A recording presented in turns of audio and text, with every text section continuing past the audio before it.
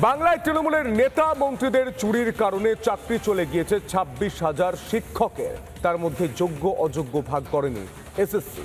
এবার দিল্লির দ্বারস্থ হচ্ছেন চাকরিহারারা। দিল্লির যন্তর মন্তরের উদ্দেশ্যে রওনা দিল বাসে যাচ্ছেন 65 জন শিক্ষক ও অশিক্ষক কর্মী। দিল্লি যাওয়ার পথে বিভিন্ন রাজ্যে করা হবে লিফলেট বিলি। 16 তারিখ যন্তর মন্তরের প্রতিবাদ, তবে গোটা সপ্তাহ ধরেই থাকছে নানান কর্মসূচি।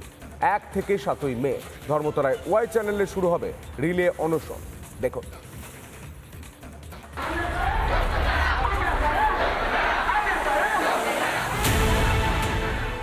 চাকরি হারিয়েছেন 25,752 জন শিক্ষক ও অশিক্ষক কর্মী। যোগ্য বা অযোগ্য কারা, তারই তালিকা প্রকাশ করার দাবিতে এবার দিল্লির যন্তর মন্তরে ধর্ণা দেবেন শিক্ষক ও অশিক্ষক কর্মীরা। কলকাতা থেকে দিল্লির উদ্দেশ্যে রওনা দিল বাস। 16 তারিখে দিল্লিতে ধর্নায় বসবেন চাকরিহারারা। আমরা তো কোনো প্রাতিষ্ঠানিক দুর্নীতি করিনি, ওনারাই করেছেন, তাহলে এই দায়টা ওনাদেরকেই নিতে হবে। আমরা চাইছি আমাদের এই আন্দোলন, আমাদের এই বার্তা ভারতবর্ষের প্রত্যেকটা রাজ্যের প্রত্যেকটা জনমানুষ যেন জানতে পারে। দিল্লি পুলিশের কাছে আবেদন জানিয়ে মিলেছে অনুমতি।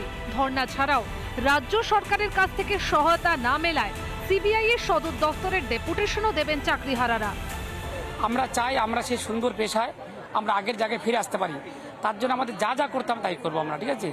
এমনকি আমরা পশ্চিমবঙ্গে ওয়াই চ্যানেলে এবং রাজপথ আন্দোলন হবে, পাশাপাশি দিল্লির যন্তর মন্তরে গিয়েও আমরা কিন্তু আন্দোলন করবো। শীর্ষ আদালতের নির্দেশে যাদের চাকরি গিয়েছিল তারা এই মুহূর্তে মিরর ইমেজ দাবি করছেন। তার পাশাপাশি চাইছেন যে যোগ্য অযোগ্যদের তালিকা দ্রুতই প্রকাশ করুক এসএসসি। এসএসসি মামলায় 2016 প্যানেল বাতিল করে দিয়েছে সুপ্রিম কোর্ট। এক্ষেত্রেও বহাল কলকাতা হাইকোর্টের রায়। 3 মাসের মধ্যে সম্পন্ন করতে হবে নিয়োগ প্রক্রিয়া বলে নির্দেশ সুপ্রিম কোর্টের।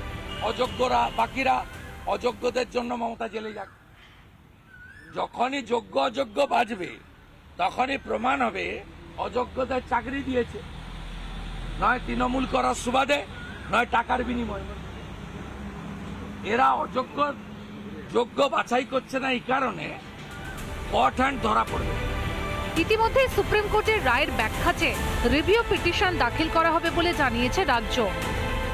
কেন্দ্রীয় সরকার, রাজ্য সরকার তারা যদি স্বাভাবিক অবস্থা ফিরিয়ে নিয়ে আসতে না পারে, কংগ্রেস রাজপথে থেকে এই নেতাদের একদিন না, এটা দেখবেন ওই দৌড় করাচ্ছে নেতাদের।